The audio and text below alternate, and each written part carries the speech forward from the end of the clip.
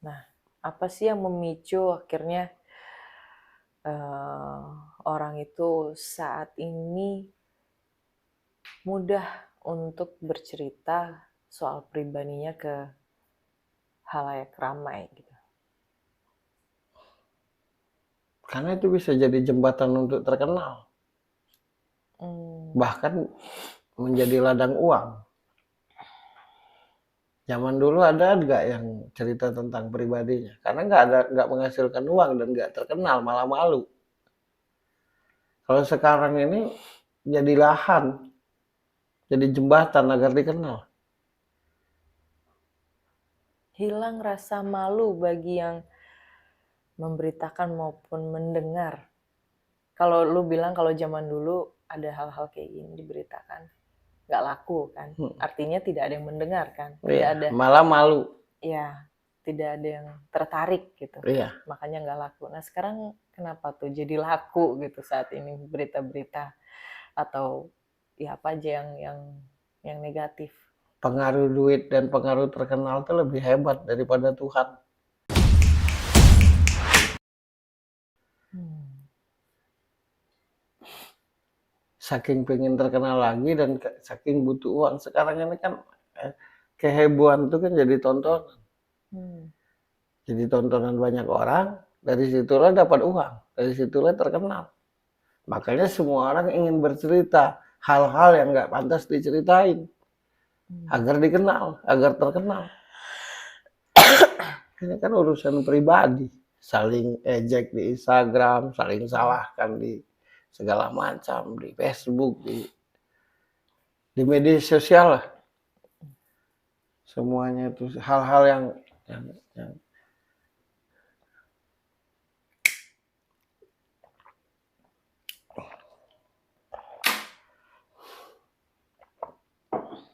kayak Inara misalnya. Anggap saja suaminya nggak bagus, Oke. tapi bagaimanapun pernah menikah, jadi suami, punya anak, ya nggak boleh lah. Karena kalau keributan suami istri itu tidak ada, tidak bisa disalahkan satu. Anggap saja suaminya yang bersalah, tapi itu kan karena sebab juga dari istrinya. Anggap saja istri yang jadi salah, tapi itu kan karena sebab dari suaminya juga. Jadi kalau keributan suami istri itu kita tidak bisa berpihak. Oke.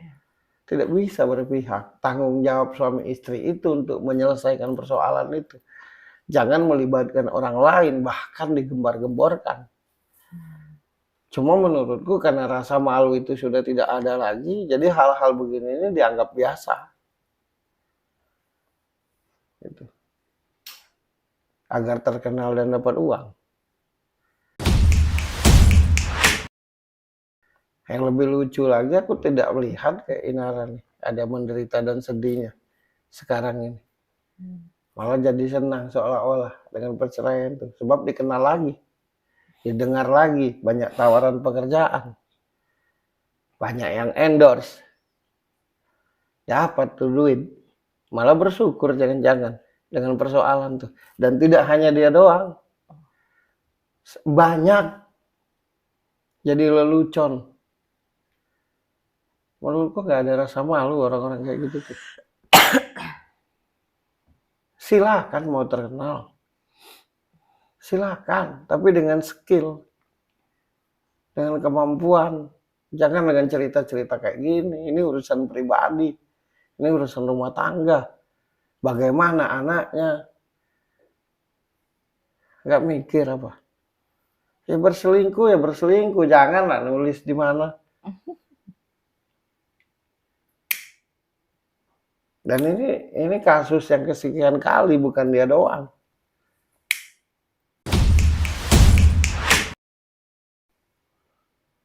Karena walaupun ada kasus perselingkuhan gitu, misalkan yang selingkuh, kayak di sini selingkuh suaminya, secara tidak langsung istrinya pun kan ikut terlibat gitu ya. Maksudnya kenapa sampai berselingkuh gitu Ya kan? iya, sudah pasti. Ada nggak sih suami istri yang emang punya niat bulat untuk berselingkuh, siapapun. Nggak ada. Ada nggak kalau mau jujur? Satu Indonesia ini, suami istri yang punya niat bulat untuk berselingkuh. Baik itu istri maupun suami, ada nggak? Kalau kita berpikir cerdas gitu. Kalau kita berpikir normal. Coba bikin pertanyaan. Ada nggak suami atau istri yang berniat untuk berselingkuh? Nggak ada menurutku. Kalaupun ada, itu karena sebab. Cuma kadang kebiasaan kita ini menilai akhirnya aja. Tidak menilai dari awal gitu. Kayak Inara nih, misalkan. Taunya suaminya berselingkuh. Apakah sekejam itu? Atau sebaliknya dia yang berselingkuh?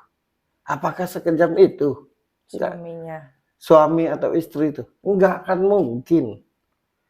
Tapi kan kebiasaan kita ini nyeritakan ujung atau hasilnya aja. Biar terlihat benar. Gitu.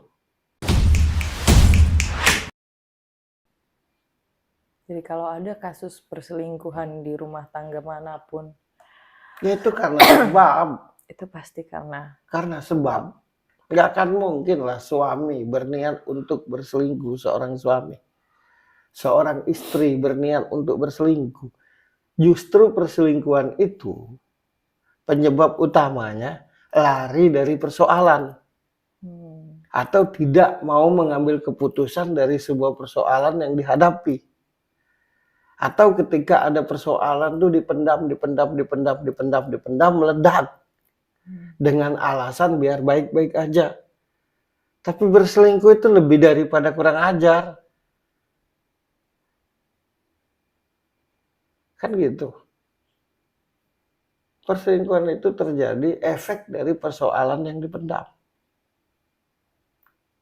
Persoalan yang dibiarkan. Persoalan antara suami dan istri, dan satu sekali lagi kita tidak boleh memihak. Walaupun yang terlihat berselingkuh suaminya atau yang terlihat berselingkuh istrinya, itu semua terjadi karena sebab musabab. Hanya tidak jujur aja satu sama lain. Makanya kan begitu tahu si suaminya berselingkuh, rame-rame menghina, memaki, memojokkan. Begitu tahu istrinya yang diselingkuhi, rame-rame memuji, mengangkat, memberi support kepada istrinya. Padahal perselingkuhan itu terjadi. Itu karena sebab akibat. Menurutku, mayoritas perselingkuhan itu terjadi karena ketidakpuasan dalam menjalankan rumah tangga, dan itu dipendam. Ketidakpuasan dalam segala hal. Baik itu mungkin dari kerjaan, dari keuangan, dari seks. Itu sebab perselingkuhan itu ketidakpuasan di dalam rumah tangganya. Dan didiamkan.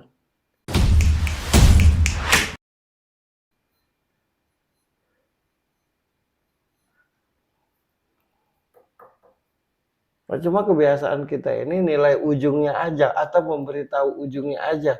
Istriku berselingkuh. Aku diselingkuhi istriku.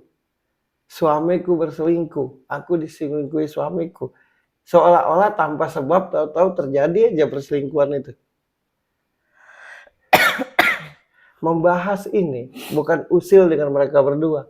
Masa bodoh lah. Mereka mau bercerai, mau enggak, mau nikah lagi, mau enggak. Kenapa gue bahas? Berhentilah memberi contoh yang begini nih. Kasihan anak-anak kecil, anak-anak muda. Malah senang habis terjadi persoalan tuh kakak Kiki ketawa, dapat duit, terkenal, ngetop. Apa nggak ada rasa malu di hati itu? Yang salah tadi terpojokkan, yang dianggap benar diangkat-angkat. Padahal sama-sama salah, sama-sama benar. Sekali lagi, sebesar apapun keributan dalam rumah tangga, terutama suami istri, tidak bisa kita berpihak kepada siapa. Itu terjadi karena sebab musabab.